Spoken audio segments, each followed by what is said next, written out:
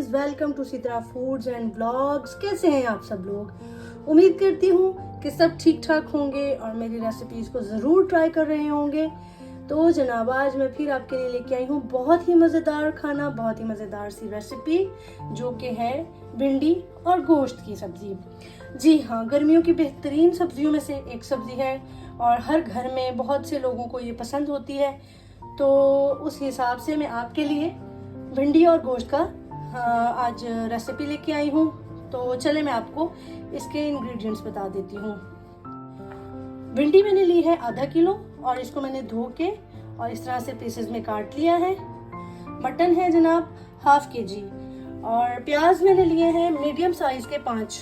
ठीक है, आप इनको कम या ज़्यादा अकॉर्डिंग टू योर टेस्ट, आपकी मर्जी के मुताबिक। अगर आपको ग्रेवी वाला ज़्यादा सालन पसंद है तो आप इसको बिल्कुल इसी क्वांटिटी में रखें। अगर आपको ग्रेवी थोड़ी कम पसंद है तो आप इसको कम भी कर सकते हैं।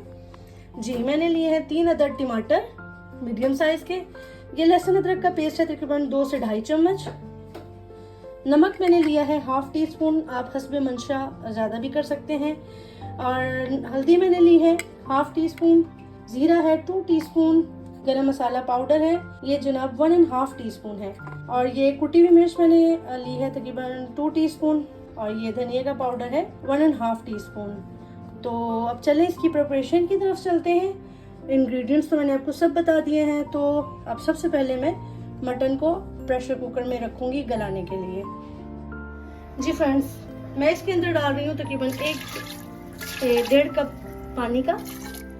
हाफ में इसके अंदर प्याज डाल दूंगी, नमक जाएगा, हल्दी, जीरा और ये मिर्च और लहसुन अदरक का पेस्ट। जी, अब मैं इसके अंदर ऐड कर रही हूँ 3 टमाटर जो मैंने काटे थे। और अब मैं इसे तकरीबन 10 मिनट के लिए वेट आने के बाद, विसल आने के बाद इसको 10 मिनट का मैं टाइम दूंगी। अच्छा, एक बहुत ज़रूरी बात है, हर जगह के गोश्त का पानी का गलने का टाइम थोड़ा डिफरेंट हो सकता है।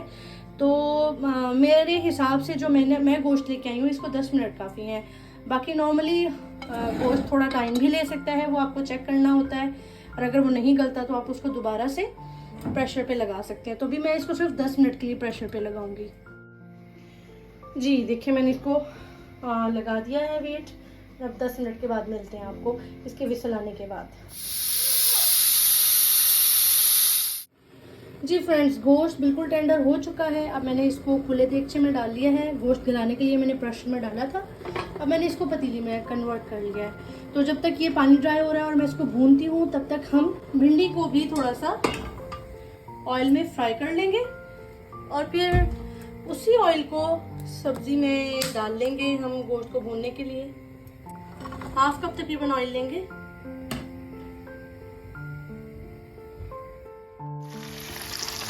ये देखिए भिंडी फ्राई हो रही है। तो मैंने हाफ टी स्पून सॉल्ट डाला है और अब हम इसे गोल्डन करेंगे। लाइट सा गोल्डन, इसका कलर चेंज हो जाएगा तो फिर इसको हम गोश्त के साथ मिक्स कर देंगे।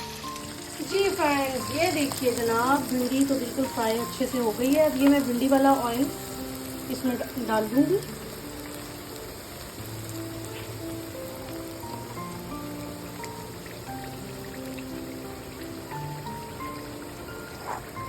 कुछ ऑयल ये डाल दूंगी और कुछ कम है तो इसमें ऐड करेंगे ऑयल। मैंने आपसे कहा था कि हाफ कप ऑयल चाहिए, तो मैंने उसमें बहुत कम सॉल्ट डाला था, हाफ कप नहीं था, तो बकाया मैंने इसमें डाल दिया है। अब हम इसके अंदर ऐड करेंगे गरम मसाला और धनिया पाउडर, इनको डाल देंगे और ऐसे 5 से 8 मिनट के लिए हम गोश्त को भून लेंगे। जी फ्रेंड्स, ये देखिए गोश्त माशाल्लाह ज़बरदस्त भुन गया है, बहुत अच्छी सी खुशबू आ रही है, घी भी निकल गया है। मैं इसके अंदर ऐड कर दूंगी भिंडी, जो कि मैंने हल्की सी गोल्डन कर ली थी, और बकाया प्याज जो मैंने बचा लिए थे। प्याज मैंने डाल दिए हैं। अब हम इसे थोड़ा सा मिक्स करेंगे और तकरीबन 7 से 8 मिनट के लिए इसको दम पे रखेंगे। अब मैं इसमें ये 4-5 हरी मिर्चें डाल रही हूँ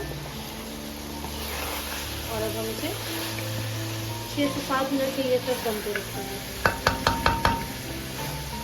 बहुत मज़े की खुशबू आ रही है।